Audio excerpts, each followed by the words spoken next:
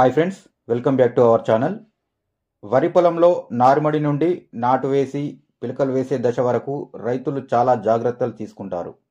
అలాగే పొట్ట దశలో తీసుకోవాల్సిన జాగ్రత్తలు కూడా పాటించినట్లయితే దిగుబడులు చాలా వరకు పెరిగి రైతులకు లాభం చేకూరే అవకాశం ఉంది. ఇప్పుడు పొట్ట దశలో చేపట్టవలసిన 4 అతి ముఖ్యమైన పనులను ఈ వీడియో ద్వారా మీకు తెలియజేయడం జరుగుతుంది.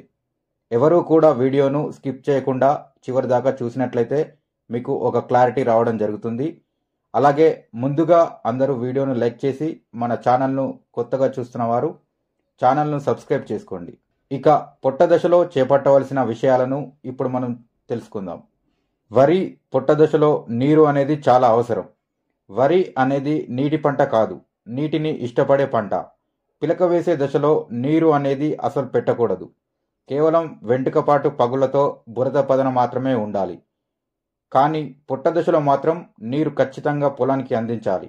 నీరు పొట్ట దశలో సక్రమంగా ఎక్కువగా అందించినట్లయితే నేల నుండి పోషకాలు నీటి ద్వారా వరి కంకులలో ప్రవేశించి గింజ ఎదుగుదల అభివృద్ధి బాగుంటుంది. నీరు గనక తక్కువగా పెట్టినట్లయితే పోషకాలు సరిగా అందక వరి గింజలు కాయతాలుగా, కొన్ని గింజలు పూర్తిగా తాలుగా మారడం జరుగుతుంది. దీనివల్ల దిగుబడి చాలా వరకు తగ్గే ప్రమాదం ఉంటుంది. ఇక పొట్ట దశలో ముఖ్యంగా చేపట్టవలసిన రెండవ పని చూసుకున్నట్లయితే ఎరువుల యాజమాన్యం. పొట్ట దశలో 20 నుండి 30 కిలోలు, ఖచ్చితంగా చెప్పాలంటే 25 కిలోల పొటాష్ ఒక ఎకరానికి చల్లుకోవాలి. పొటాష్ అనేది పొట్ట దశలో వేసుకుంటే చాలా ప్రయోజనాలు ఉన్నాయి. పొటాష్ వరి మొక్కకు రోగ నిరోధక శక్తిని అందిస్తుంది. దీని ద్వారా పురుగు మరియు తెగుళ్ల ఉధృతి చాలా వరకు నియంత్రణలో ఉంటాయి. అలాగే పొటాష్ అనేది వరి గింజ నాణ్యతను చాలా మెరుగుపరుస్తుంది. దీని ద్వారా గింజ గట్టిపడి దిగుబడులు చాలా వరకు పెరగడం జరుగుతుంది. అలాగే పొటాష్ ద్వారా మనం పొలానికి అందించిన నీరు మొక్క లోపల సక్రమంగా అందించేందుకు పొటాష్ సహాయపడుతుంది. ఇక యూరియా విషయానికి వస్తే పొట్ట దశలో యూరియా అనేది చాలా వరకు తగ్గించి వేయడం మంచిది. యూరియా అధికంగా వేయడం వల్ల పురుగు మరియు తెగులు ఎక్కువగా ఆశిస్తాయి. కొంతమంది రైతులు మన పొలం పచ్చగా ఉండాలి అని అధిక మొత్తంలో యూరియా వేస్తారు. కానీ తెగుళ్ళు పురుగులు ఆశించడానికి అదే ముఖ్య కారణమవుతుంది. కాబట్టి యూరియా అనేది ఇంతకు ముందుసారి ఎంత మోతాదులో వేసుకున్నారో దానిని బట్టి తగ్గించి వేసుకోవడం మంచిది.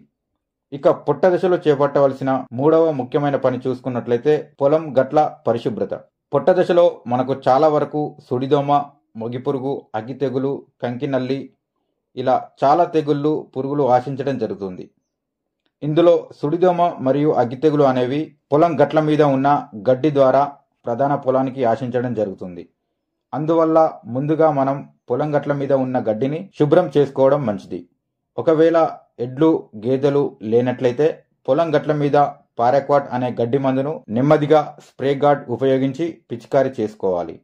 దీని ద్వారా కేవలం తెగుళ్ల ఉధృతిని తగ్గించడమే కాదు, పొలానికి గాలి వెలుతురు కూడా అంది మొక్క పెరుగుదలకు ఉపయోగపడుతుంది.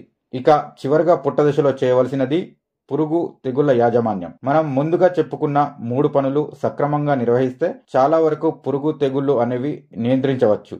ఒకవేళ వాతావరణ పరిస్థితుల్లో అనుకూలంగా ఉండటం వల్ల గానీ వేరే ఏ ఇతర కారణాల వల్ల గానీ పురుగు తెగుళ్లు ఆశించినట్లయితే మనం ఇప్పుడు చెప్పబోయే మందులు పిచికారీ చేయాలి. ముఖ్యంగా ముగిపురుగు, అగ్గి తెగులు ఆశించినట్లయితే తాలు గింజలు ఏర్పడి దిగుబడులు సగానికి సగం తగ్గే ప్రమాదం ఉంది. ఒకవేళ మీరు అగ్గి తెగులు మరియు ముగిపురుగు అనేవి ఎలా వస్తాయి, వాటి లక్షణాలు, నివారణ చర్యలు, ఏ మందులు ఏ స్థాయిలో పిచికారీ చేయాలి అనే వివరాలు తెలుసుకోవాలంటే వీడియో చివరలో మన ఛానల్లో ఉన్న వీడియో లింక్ ఇవ్వడం జరుగుతుంది. ఆ వీడియో ద్వారా మీరు పూర్తిగా వాటి నివారణలు చేపట్టవచ్చు. ఇక ప్రాపికొనజోల్ 200 ml ఒక ఎకరానికి పిచికారీ చేస్తే మీరు పొట్ట దశలో పాంపొడ తెగులు మరియు కాటుక తెగులను నివారించుకోవచ్చు. అలాగే కంకినల్లి గనక ఆశించినట్లయితే స్పైరోమెస్ఫిన్ అనే మందును 200 ml ఒక ఎకరానికి పిచికారీ చేసుకోవాలి. ఇప్పుడు మనం చెప్పుకున్న అన్ని పద్ధతులు రైతు సోదరులు గనక పాటించినట్లయితే దిగుబడులు చాలా వరకు పెరగడం జరుగుతుంది.